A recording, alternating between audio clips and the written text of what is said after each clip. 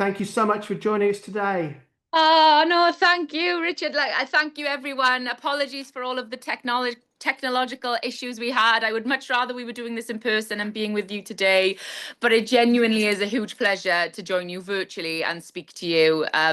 You know the admiration and respect I have for Hourglass. You've been an organisation very close to my heart for a very long time, and I still have such brilliant, fond memories of speaking to you in person in Brighton a few years ago. And I really, really am grateful to be getting the opportunity to speak to you and address you now that we're in government.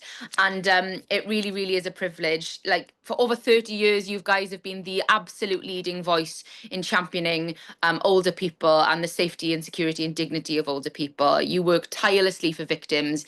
You advocate for change, and you also challenge me as a minister, and you challenge us as a government to do more for older people, to never forget older people in the conversation, so that we can tackle the abuse, harm, exploitation and neglect that sadly far too many of our older people in our country are facing.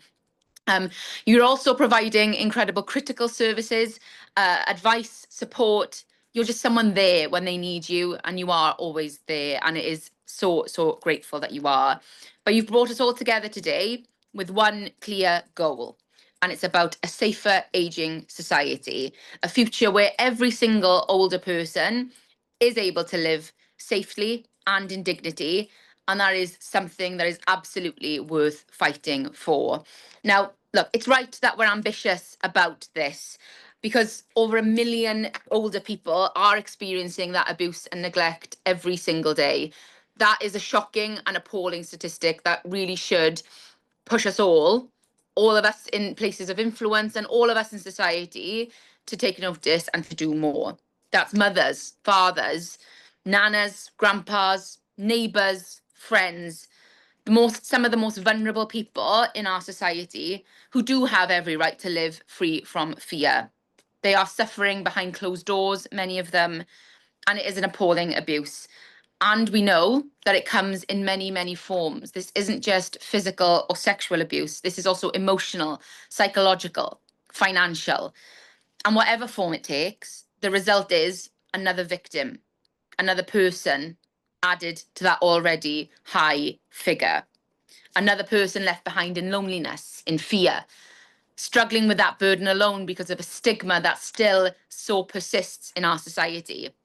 They don't know who to turn to. They don't know what support is available. They may not know what rights they have. They may have been isolated by their abuser, cut off, feeling trapped in a situation where they just simply can't escape. They may be scared about what will happen to them if they speak out, because their abuser might also be their carer. They may not even realise that what is happening to them is abuse. And we know that so many of them also face so many additional barriers to seeking help because of being ill, mobility problems, or simply being unable to navigate technology, like I have been this morning. For many, I think that is the cruelest part. The abuser is probably somebody that they've depended on for care, for company, or for love. That is the ultimate betrayal. But whatever the situation, we need to take every single opportunity to help older people identify abuse and give them a route to reach out for help when they do need it. And I know that we've got a lot of work to do in order to make that happen.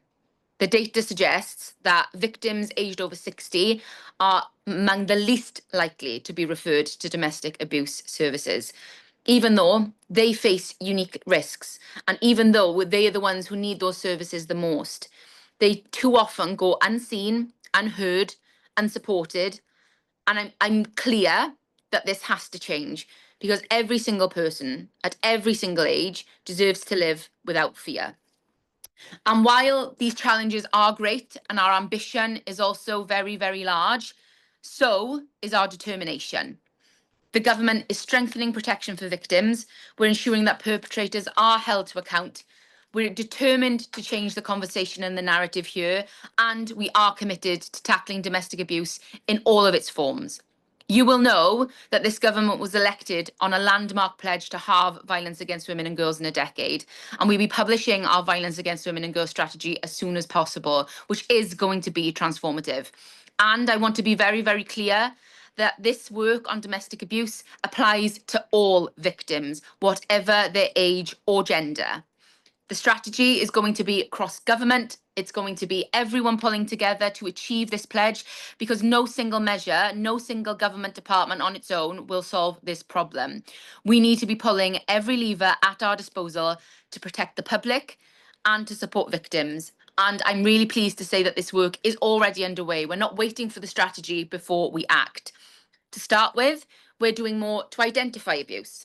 That's why we've introduced domestic abuse specialists in selected 999 call centres, so that when a victim does call the police, specialists are right there, helping those handlers assess the risk and making sure that the victims get the right response. Alongside this, the CPS and the National Police Chiefs Council are launching a joint plan in order to bring the police and the CPS together so that we can get those prosecutions tighter and more efficient. We've got a stronger, more coordinated approach to investigating and charging domestic abusers so that the entire criminal justice process is joined up. And we are implementing a new domestic abuse identifier at sentencing in criminal cases, so that cases will always clearly and unambiguously be flagged as domestic abuse, because we need that data. Because if we don't know domestic abuse in our criminal justice system, how are we able to deal with it? But this will mean that prisons, police, probation, everyone will be able to better identify abusers across the system. And it also means getting better support to those victims, whether the perpetrator is in the community or in prison. But look, identifying these crimes is only the first step. Being able to call them out, name them, and identify them is one thing. But we need to do more to make sure that the perpetrators are actually facing justice. That's why we have committed to expanding specialist domestic abuse courts. These courts focus on the safety of the victim, taking account the crime nature, patterns of domestic abuse, including where there is coercive and controlling behaviour. We've changed the law so that offenders are sentenced to 12 months or more for coercive or controlling behaviour.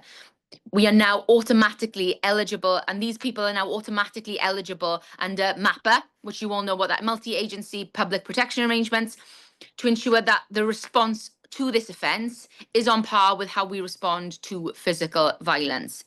We've also launched our domestic abuse protection orders in selected areas, and I've been really, really privileged to see these being issued firsthand when I've been out in the courtrooms or on my travels around England and Wales, and these really are being transformative.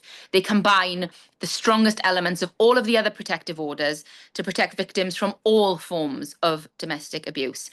These put the tougher restrictions directly on the abusers and are including tagging, giving out orders for certain types of behaviour change programmes, really, really getting to the heart of stopping the abuse, which is what so many of our victims tell me that they just want. They want it to stop. And when you breach this order, you also can go straight to prison. It is punishable for up to 5 years in prison and a fine, or both. Now, we are making sure that the restrictions that are being in place here are taken seriously. They are being acted on, they are being followed through, and there will be consequences if they aren't. We're also making sure that the victims can apply for these orders directly, rather than needing the police or the courts to do it for them. Other applications can also be made by third parties for these orders, so like a relative, a friend, a doctor, the local authority. It's important that we've made sure that anyone is able to apply for these. And I think this is really important when we're talking about older victims, because as we know, their vulnerability makes it really difficult to spot abuse and ask for help. This is about stopping that cycle of abuse from repeating and helping victims feel safe and secure again. Because victim support is the final piece of that puzzle, and the one closest to my heart in my work as the Victims Minister. Through the Victims and Prisoners Act and the implementation there, we have strengthened the powers of the Victims Commissioner. We've published guidance on IDVAs, including how they should adapt their support to the needs of older victims. And this guidance highlights possible vulnerabilities and the benefit of additional specialist training for IDVAs and ISVAs who support older victims. In January, we launched the first phase of the Victims Code Awareness campaign so that victims actually know of their rights, they're aware of them and what they're entitled to. And once implemented, the duty to collaborate will drive more strategic commissioning based on that local direct need. That duty will require agencies like the police, health service, local authorities, all of them to work together on commissioning for victims with the aim of improving that specialist support locally. We're also funding specialist support hubs and services, not least Hourglass's own helpline for older victim survivors, for their families, for practitioners, for anyone who needs support. This is the only 24/7 helpline of its kind in Europe. This funding also helps deliver that one-on-one advocacy support for victims with a focus on reaching those marginalised communities across England and Wales. And we're also exploring every option here. We are determined to end elder abuse in all of its forms of abuse, harassment and harm. But we need your help. Many of you have already been so instrumental in shaping our legislation, our guidance, our policy, and the upcoming Violence Against Women and Girls strategy. But we need you to continue this work. Keep on challenging us, informing us, holding us to account, pushing us more. Your insight is vital as we continue to refine the statutory guidance for the duty to collaborate and the new Victims Code. With a refreshed code, we will make sure that we are getting the foundations right for all our victims, including older victims. But more generally, we need all of you out there today. Every one of you watching online, making sure that all of the organisations and sectors that you represent are with us and part of this conversation. We need you to make sure that a safer ageing society is a priority. It's an issue that has far too often been ignored and overlooked as something difficult that we put into a box behind closed doors. It's not for our business. It's not for us to deal with. Well, that cannot continue. And if we're serious about building a safer ageing society, then we need to recognise and call out the scale of the problem here. We need to consider the unique challenges that come with protecting and supporting older victims, and we need to act now. Enough words. The time for words is over. We need decisive action, and we need it urgently. So thank you again for all that you do, for your passion, your persistence, your partnership in this. I really, really hope that today's conference delivers those new connections, those initiatives, and that energy to fight forward and to do more, because I'm determined to do that, working with you all, so that every single older person in every community is able to live without fear and with the dignity, safety, and respect that they deserve. Thank you again so much. Please enjoy the rest of the conference.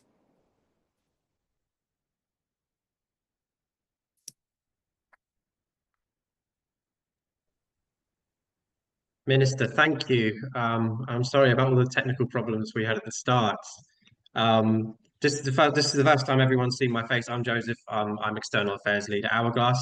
And if you've got an extra 10 minutes for Q&A. Yeah, I have, Joseph. I would love to. Yeah, I'd love to chat to you guys. Fantastic.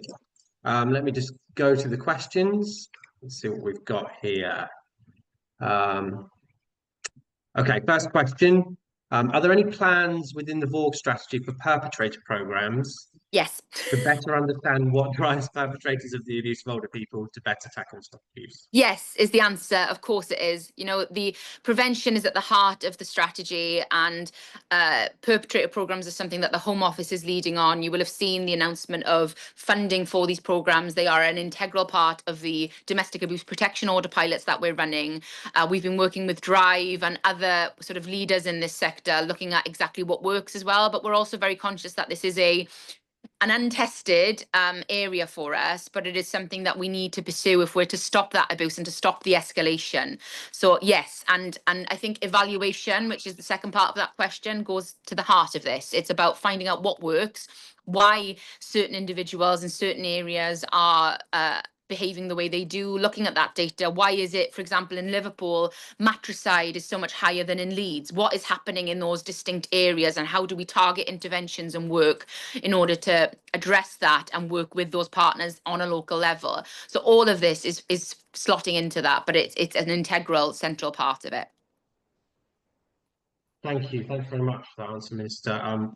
Questions are flooding in now. Just in case anyone doesn't know how to submit one, if you click the main stage button on the left, there should be a little pop-up where you can type in your question and submit it to the board, and then I can see those and ask the minister.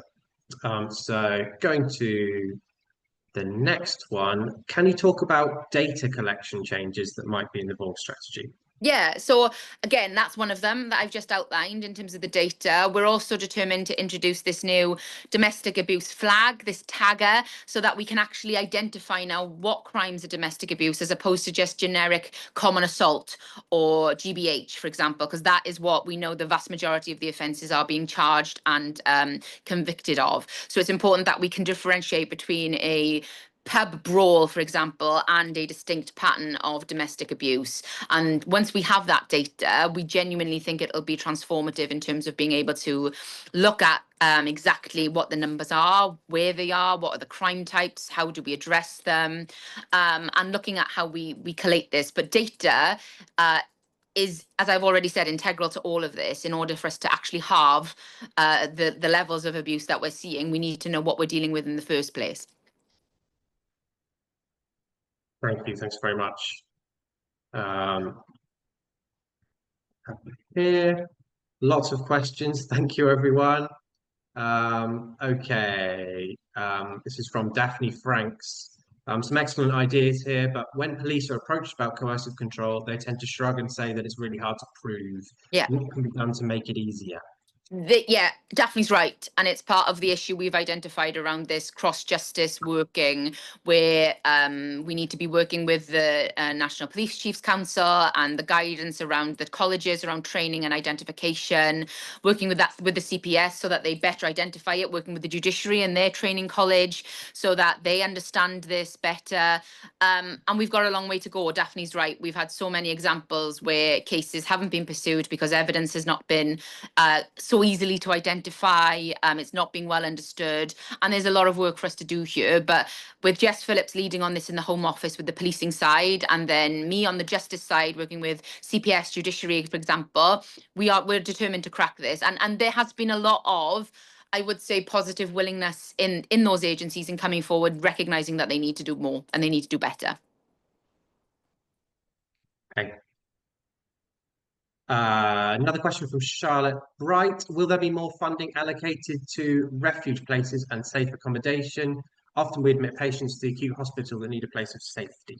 Yeah, look, I know funding is something that's on everybody's mind, and we're still going through the allocations process at the moment. I have made a commitment that we need to get the funding out as soon as possible before that cliff edge in March next year. And I've heard the calls loud and clear as well on multi-year funding from organisations. Refuge support did get an uplift in the last year from MHCLG in England in terms of more funding going into refuge spaces. But we're working across government again, just to reassure you on this piece so that every government department knows what is needed in the VOG strategy. We can't preempt the allocations process, but we're hoping to have some decisions made soon.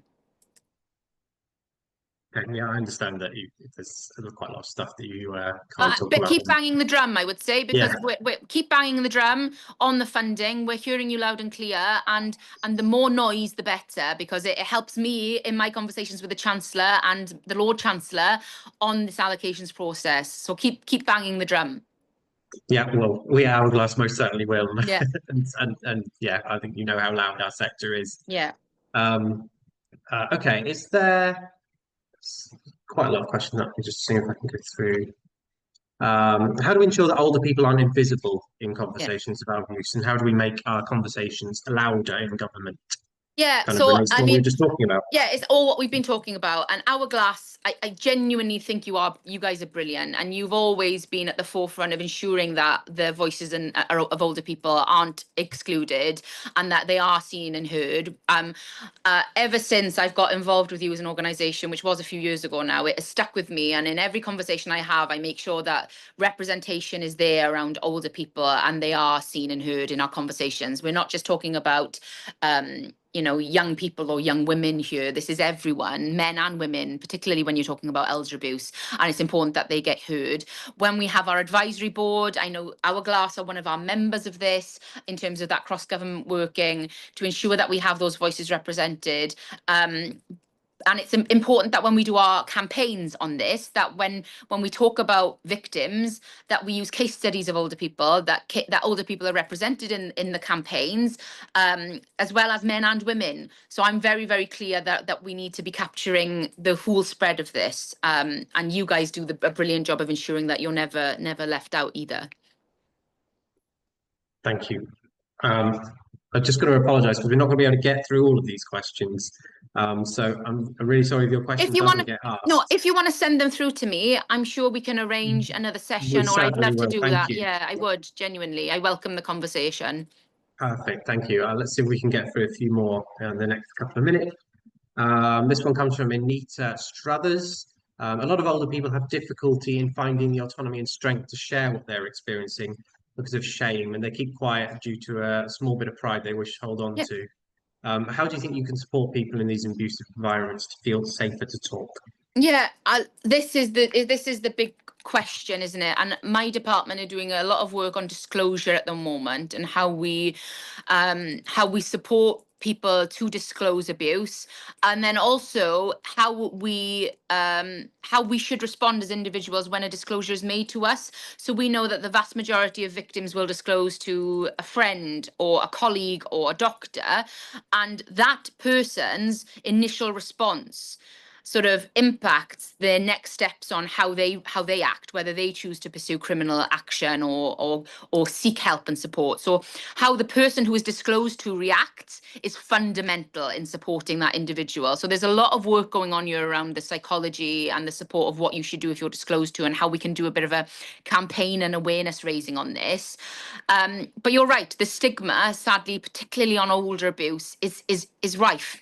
I've told the story before about one of my dad's closest friends, male friend, who disclosed in the pub one day that he was a victim of domestic abuse. His wife had been coercively controlling and financially abusing him for decades. And it was only when she had passed away that he felt comfortable enough to disclose this abuse to his friends in the pub, and that they were then able to support him and be there for him and just offer that whatever that support and love that he needed. But it's important that we all know how to respond when those disclosures are made, and that we make it acceptable, and we don't fuel the stigma around disclosures, particularly of older people. Okay. Turning to economic abuse now. Are you working with Fabian Hamilton and others to ensure the Office of the Public Guardian takes an effective and broad approach to investigating safeguard concerns? This is from Robert Anderson. So I haven't met with Fabian directly to discuss this, but I know he has with other ministerial colleagues. We've been having really, really good conversations with Treasury officials on their financial inclusion strategy, and getting them to feed into the violence against women and girls strategy around financial abuse, for example. It's something I will happily pick up with him to discuss further his ideas on this. Yeah, I'm not ruling anything out. If anybody's got some great plans and ideas, come forward. That's great to hear from our part. One more question I think we can fit in, if that's okay. Yeah, of course. From Suki Carr.